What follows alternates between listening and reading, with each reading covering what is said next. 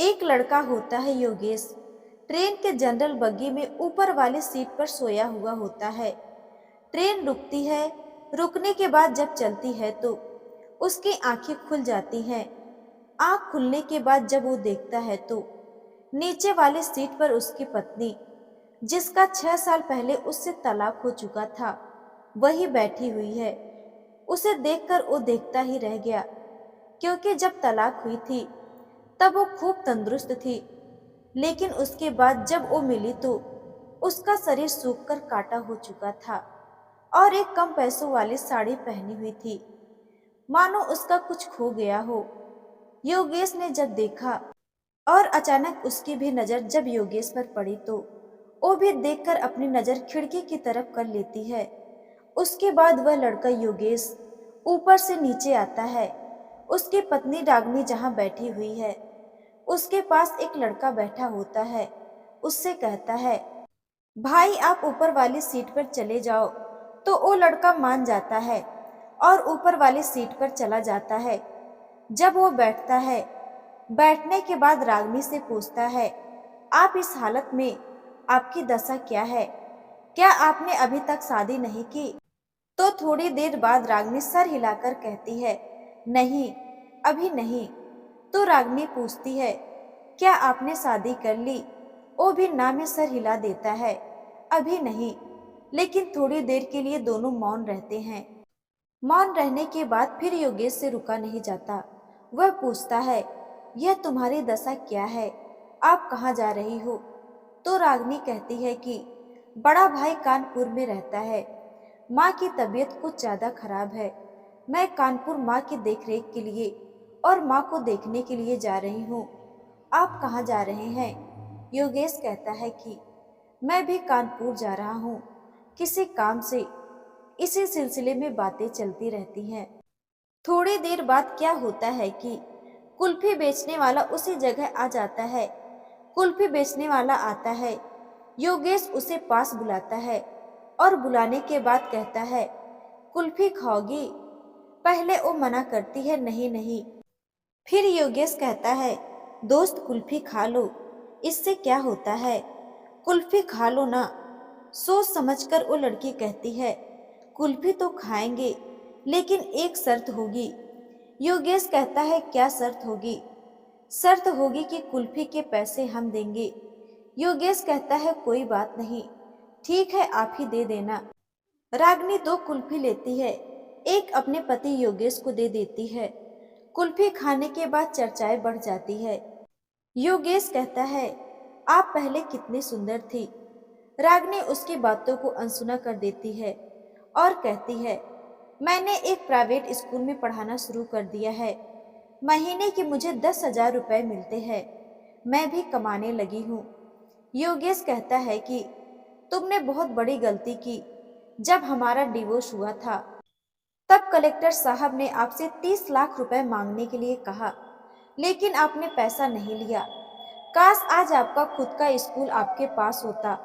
रागनी कहती है, अगर मैं आपसे 30 लाख रुपए ले लेती, लेने के बाद स्कूल चलाती, तो मेरा ईमान कहता कि आखिर उसी के पैसों पर पल रही हो, इसलिए मैंने पैसा लेना मुमकिन नहीं समझा। योगेश कहता है, चलो कोई बात नहीं, चलो ठीक है, जैसा कुछ है। योगेश कहता है, अब मैंने पीना छोड़ दिया है, किसी को तकलीफ देना भी छोड़ दिया है। अब मैं बहुत पछता रहा हूँ। जब से तुमसे डिवोर्स हो गया है, उसी समय से। रागनी कहती है, कोई बात नहीं, ऐसा तो होता रहता है। रागनी पूछती है, माँ कैसी है? योगेश बोला, बस माँ की मत पूछो। माँ जब भी पूछती थी तब कहती थी, बहू को ले आओ, लेकिन उन्हें कहाँ मालूम था कि तलाक होने के बाद पत्नी घर नहीं आती है। माँ को मरे हुए बहुत समय हो गया। रागनी कहती है, मैं जब आई थी तो माँ को मैंने भला चंगा छोड़ा था, ठीक छोड़ा था। क्या हुआ? बोले, माँ तुम्हारी चिंता में गुजर गई। अब मैं भी अकेला हूँ, अपना करता हूँ, खाता हूँ, जिंदगी गुजार रहा हूँ। तो रागनी थोड़ी देर के लिए कुछ नहीं कहती है, लेकिन अंत में योगेश कहता है कि हमसे बहुत बड़ी भूल हुई। जो हमने आपको नहीं समझा, और आपकी हर समस्या का समाधान मैंने दूसरी तरफ से निकाला, इसलिए इतनी दूरियां बढ़ गई। मैं अब बहुत पछता रहा हूँ। लेकिन रागिनी भी समझ रही थी कि योगेश के दिल में कुछ और चल रहा है। लेकिन योगेश भी समझ रहा था कि रागिनी कुछ कहना चाहती है, लेकिन शर्मा रही है। बोले, ठीक है, गुजारा तो हो रहा है धीरे धीरे। बातें करते करते कानपुर स्टेशन आ जाता है। दोनों उतर जाते हैं। योगेश पूछता है कि कल आप कितने बजे वापस होंगी, कब आओगी लौटकर? बोले, आज रात को माँ के पास रुकूंगी, सवेरे घर के लिए लगभग 8 बजे निकलूंगी। योगेश कहता है, ठीक है, कल आ जाना, 2 टिकट हम ले लेते हैं। बोले, नहीं, आप तो जनरल बग्गी में चलने वाले नहीं हैं। योगेश 2 टिकट ले लेता है और कहता है, कल यहाँ 9 बजे आ जाना। रागिनी कहती है, ठीक है, मैं यहाँ 9 बजे मिलूंगी। योगेश चला जाता है। जिसे अपना काम करना था, अपना शेड्यूल बदल देता है। बदलने के बाद वो अपना काम निपटाकर 8 बजे रेलवे स्टेशन आ जाता है। लेकिन रागिनी 10 बजे आती है। 10 बजे आने के बाद योगेश से पूछती है, आप अभी गए नहीं? योगेश कहता है, आपके इंतजार में नहीं गए, ट्रेन आने को लगभग आधा घंटा बाकी था। योगेश ने 2 टिकट लिए हुए थे। कहा, बस मना मत करना, मैंने 2 टिकट खरीदे हैं, और आप ज्यादा शर्मिंदा मत करना। आओ कुल्फी खाते हैं। आपकी हर कमजोरी कुल्फी खाना था। कुल्फी लेते हैं, दोनों खाते हैं। उसके बाद ट्रेन आ जाती है। जब ट्रेन आती है, ट्रेन के आने के बाद दोनों बैठ जाते हैं। बैठने के बाद अपनी बातें करते हैं। योगेश पूछता है, तुम्हारी माँ ठीक है? बोले, हाँ माँ ठीक है, तबीयत में सुधार है, माँ भली चंगी है, अब अपने घर पर जा रही हूँ। ऐसी बातें करते हुए योगेश कहता है कि अब ठीक ठाक चल रहा है समय, मैंने भी पीना छोड़ दिया है, अब मैं किसी को परेशान करना नहीं चाहता। रागिनी कहती है, अगर आप पहले नहीं पीते तो समस्याएं नहीं आती।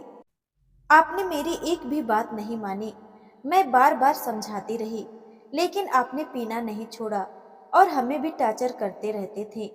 आपके चलते मेरे 2 गर्भपात हुए। आज एक बड़ा बेटा होता तो 8 साल का होता, छोटा वाला 6 साल का होता। यह बात सुनकर योगेश भी गदगद हो गया। कहने लगा, क्या मुझे नहीं मालूम था, इतनी बड़ी भूल हुई। वो भी अपने को पछतावा की तरफ मान रहा था। रागिनी भी बैठी हुई थी, योगेश के कंधे पर अपना सर रखकर ऐसे रो रही थी जैसे बच्चे रो रहे हैं। रोने के बाद धीरे धीरे जहां रागिनी को उतरना था, वह जगह आगे ट्रेन रुकती है। योगेश कहता है कि तुम्हारा तो स्टेशन आ चुका है, लेकिन रागिनी को उतरना नहीं था, नया सफर शुरू करना था। रागिनी कहती है, अब हमें नई जिंदगी जीनी है, अब इस जगह नहीं उतरना है, अब मायके की राह नहीं देखनी, अब केवल हमें ससुराल जाना है, आपके साथ चलना है। यह सोच करके योगेश और रागिनी दोनों चलते हैं। योगेश का जहाँ घर होता है, जहाँ उतरना होता है, उसी स्टेशन पर दोनों उतरते हैं। और फिर तलाक होने के 6 वर्ष बाद दोनों का प्यार बढ़ जाता है और दोनों खुशी खुशी साथ रहने लगते हैं, बड़े प्यार से। अगर यह कहानी आपको अच्छी लगी तो कमेंट करके अवश्य बताइए। ऐसी कहानी सुनाने से परिवार नहीं बिगड़ते हैं, जागरूकता होती है, घर परिवार ठीक से चलते रहते हैं। और इस प्रकार की कहानी को सुनाकर आप लोगों को परेशान करना नहीं है, आपको टार्चर करना नहीं है, केवल आप लोगों को सचेत करना और जागरूक करना है। धन्यवाद।